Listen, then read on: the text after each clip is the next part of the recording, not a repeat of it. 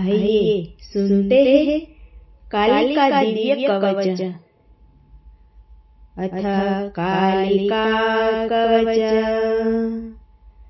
कैलास शिखरासीनं देवदेवं जगद्गुरुं शङ्करं परिपप्रच्छ पार्वती परमेश्वरम्। पार्वती उवाच भगवन् देवदेवेश देवानां भोगद प्रभो प्रभुहि मे महादेव गोप्यच्छेदयदिहे प्रभो शत्रूणां येन नाश स्वादात्मनो रक्षणं भवेत्। परमेश्वर्यमातुलं लभेत् येन हि तद्वद। भैरव्युवाच वक्ष्यामि ते महादेवी सर्वधर्मविदाम्बरे अद्भुतं कवचं देव्या सर्वकामप्रसाधकम्। विशेषतः शत्रुनाशं सर्वरक्षाकरं नृणाम्। सर्वारिष्टप्रशमनं सर्वाभद्रविनाशनम् सुखदं भोगदं चैव वशीकरणमुत्तमम्। शत्रुसंघाश्रयं यान्ति भवन्ति व्याधिपीडिताः दुःखिनो ज्वरेण चैव स्वाभीष्टदोषेण भोगमोक्षप्रदं चैव कालिका कवचं पठेत्। अस्य श्रीकालिका कवचस्य भैरवऋषिः अनुष्ठुप् छन्दः। श्रीकालिका देवता शत्रुसंहार्थं जपे विनियोगः। अथ ध्यानम्। ध्यायेत् कालीं महामायां त्रिनेत्रां बहुरूपिणीं चतुर्भुजां ललज्जिह्वां पुण्यचन्द्रनिभाननां नीलोत्पलदलश्यामां शत्रुसंघविदारिणीं नरमुण्डं तथा खण्डं कमलं च वरं तथा निर्भयां रक्तवदनां द्रष्टां लिधोररूपिणीं छाटहासाननां देवी सर्वदा च दिगम्बरीं शवासनस्थितां कालीं मुण्डमाला विभूषिताम्। इति ध्यात्वा महाकालीं ततस्तु कवचं पठेत्। ॐ क्लीं कालिकायै नमः। ॐ क्लीं कालिकायै नमः।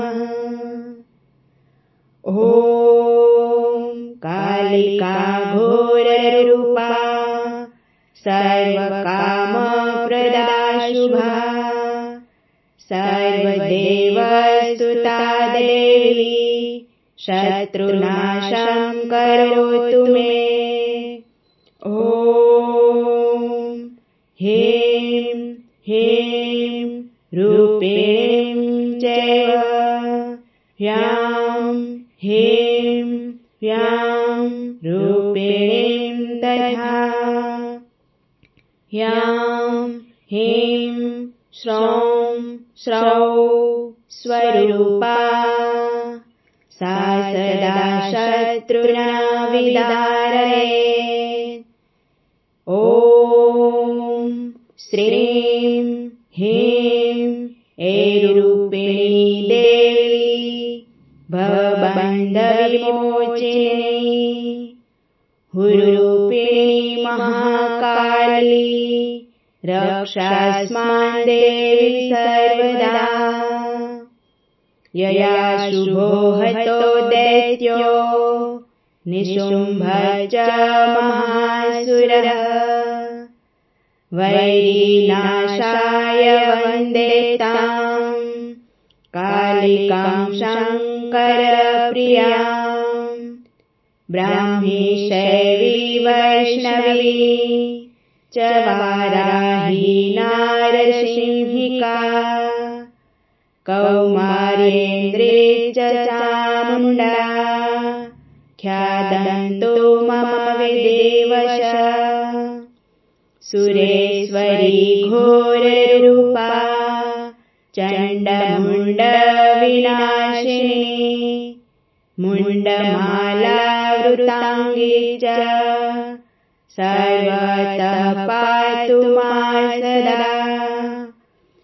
ह्रीं ह्रीं ह्रीं कालिके घोरे द्रष्टुम्बरुधिरप्रिये रुधिरापूर्णवक्त्रे च रुधिरेणावृतस्तनी मम शत्रून् खादय हिंसा मारय भिन्धे छेन्दे उच्चाटय द्रावय शोषय स्वाहा। ॐ ह्यां ह्रीं कालिकायै मदीय शत्रून् समर्पयामि स्वाहा। ॐ जय जय किरी कट मदं मोहय हर मम रिपुन ध्वंस भक्षय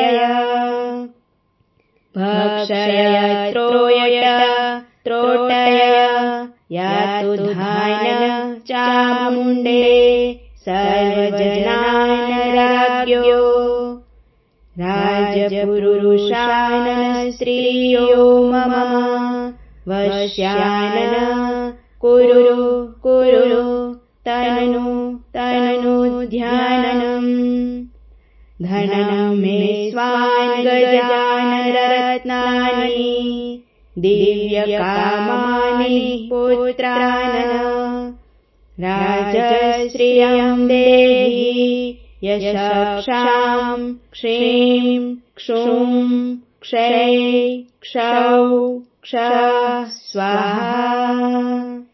इत्येतत् कवचं दिव्यं कथितं शम्भुना पुरा ये पठन्ति सदा तेषां ध्रुवं नश्यते शत्रवः वैरिणी प्रलयं याति व्याधिता भवन्ति बलिहीना पुत्रहीना सहस्रवस्त्रस्य सर्वदा सहस्रपठनात् सिद्धिः कवचस्य भवेत् सदा तथा कार्याणि च सिद्धयन्ते यथा शङ्करभाषितम् श्मशानाङ्गरमादाय चूर्णकृत्वा प्रयत्नतः पादोदके मोदकेन स्पृष्ट्वा तलिखेलोहशलाकया भूमौ शत्रुरहिनरूपान् नूतराशिरसस्तथा हस्त्वां दत्त्वातु हृदये कवचं तु स्वयं पठेत् शस्त्रो प्राणप्रतिष्ठां तु कुर्यान्मन्त्रेण मन्त्रवेत्ता हन्यादस्तं प्रहारेण शस्त्रो गच्छायमक्षयम् ज्वलदङ्गरतापेन भवन्ति ज्वरिता पुरुषम् प्रोच्छनेर्वामपादेन दरिद्रो भवति ध्रुवम् कालिका कवचं फलस्तुतिः वैरिनाशकरं प्रोक्तम् कवचं वश्यकारकम् परमेश्वर्यदं चैव पुत्रपुत्रादिवृत्तिदम् प्रभातसमये चैव पूजाकाले च यत्नतः सायंकाले तथा पाठत् सर्वसिद्धिर्भवेत् ध्रुवम् शत्रुरुच्चाटनं याति देशाद्वाविच्छतो भवेत् पश्चात् किं कर्तामेति सत्यं सत्यं न संशयः शत्रुनाशकरे देवी सर्वसम्पत्करे शुभे सर्वदेवस्तुते देवी कालिके त्वां नमाम्यहम् रुद्रयामलतन्त्रोक्तम् कालिका कवच समः